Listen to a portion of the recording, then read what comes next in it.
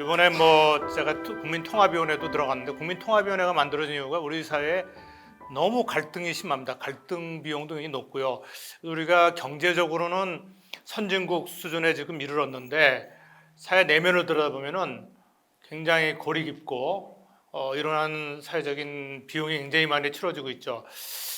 왜 청년들은 교회를 떠나는가? 여기 목사님 계시지만 여러 가지 이유가 있을 겁니다. 그리고 세대 간 대화가 단절되는 원인은 무엇인가?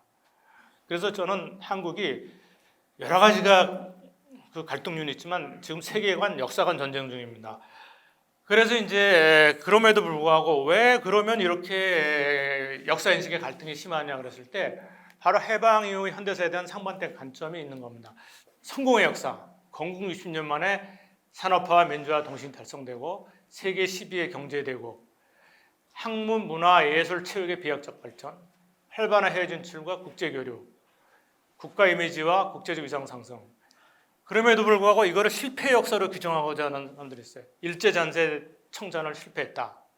과거수사를 정리해야 된다. 기회주의와 반칙 세력이 득세해서 부정부패이기 때문에 부패 기득권을 청산해야 된다. 빈부, 노사, 지역, 이념 갈등이 상존하여서 진보 개혁을 해야 된다. 자, 우리 기독교 관점에서 볼 때 기독교는 민족의식 개혁, 선진 문명의 유입, 사회 발전의 주역이 된 거죠.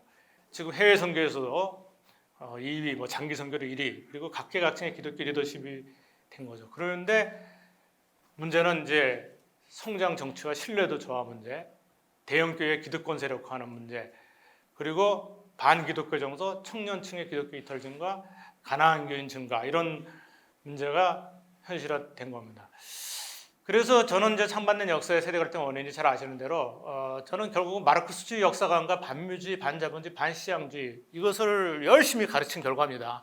이미 이제 생각에 젊은이들의 70~80%가 그렇게 기울어 버렸어요. 그래서 기독교를 친미주의, 친자본주의, 반통일 보수세를 규정하고 있고 사회 갈등과 양극화 문제.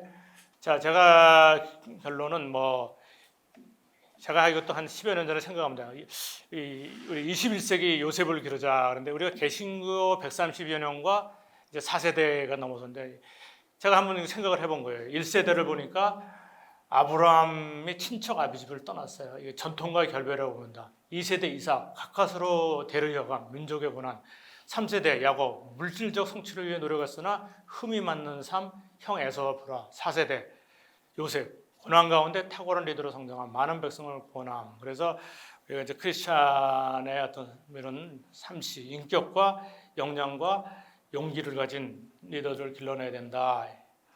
저는 그 교회와 그리고 또 우리 크리스찬 여러 기관에서 청년들이 너무 그 한쪽으로 쏠렸다, 너무 잘못된 가치관과 역사를 가지고 있다 이렇게 우리가 비판도 하지만 결국은 그들이 교육을 받고 듣고 배우고 생각을 해보고 이렇게 할 수 있는 기회를 만들어서 하면은 지금이라도 늦지 않고 가능성이 충분히 있다 이런 생각을 해봤습니다.